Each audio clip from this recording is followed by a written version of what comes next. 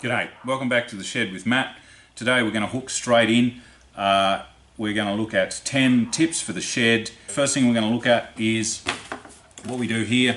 When we're gluing up, we want to keep the glue off of your table, off of the bits where you don't want it. And this stuff, bit of baking paper, perfect. Got a little wax coating on it, and what that does is allow the glue to set without sticking things to other things that we don't want stuck up. All glued up. Line it where we want it. Go about there. Go about there. Right, get it clean. Stick this on here like this. Got a bit of squeeze out here. It means we've got plenty of glue in there to do the job. And a little bit coming out here.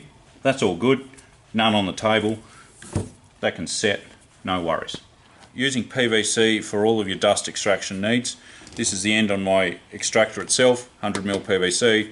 We've got an angle here and a reducer to 50. That will fit on there easy, comes off easy. Now that we've got our 100mm on here and our angle, that just slides in like that.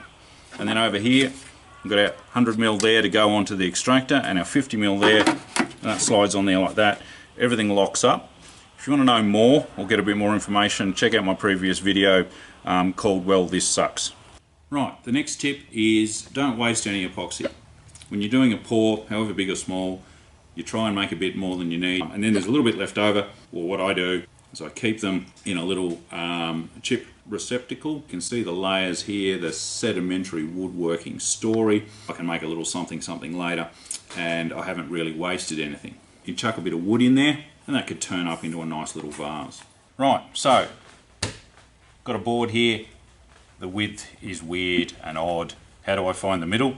I could do this, right? I could measure that up, and it's 13.4, and then I'm going to do the math in my head, and that's too hard.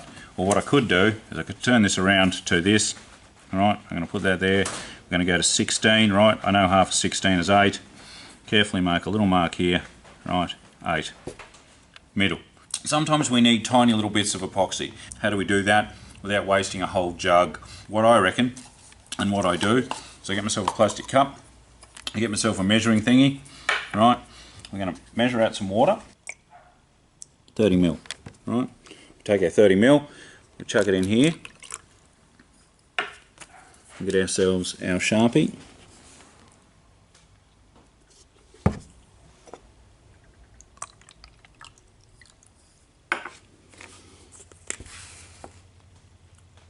Right, what we've got here is 30, 60, 90.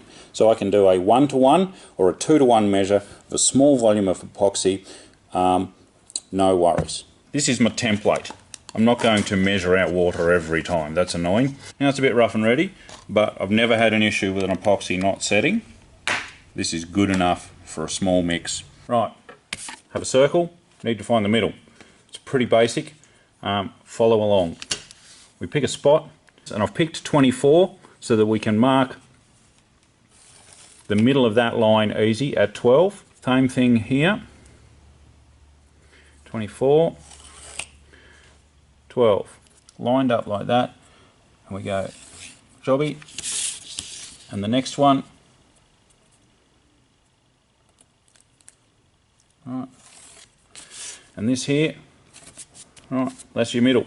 I want to put some epoxy there, but I don't want it to go everywhere. So what I'm going to do is I'm going to make a little wall or a bath using my hot glue gun, and that will hold the epoxy in place and minimise the amount of cleanup and sanding.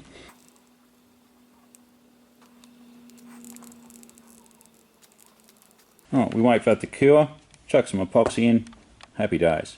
So you can see here, when you pour stuff out of a paint tin and you don't take care on how you do it, you get stuff here in the seam where the lid seals on. The way around that is pretty straightforward. Get yourself some blue tape and you do this.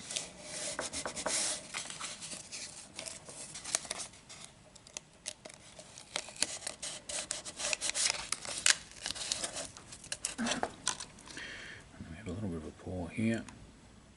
Pour out what we need, just a little bit for the next job. And voila, no mess.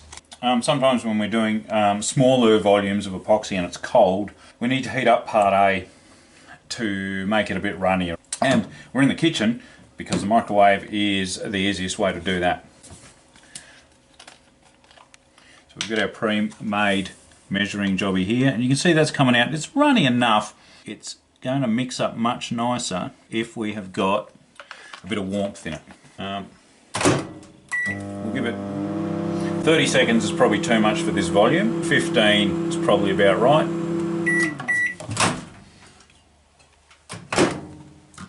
And you can see that little bit of time has made that much more viscous, and it will behave much better when we go to pour it. Right, now my last tip for mucking about in the shed is to have fun.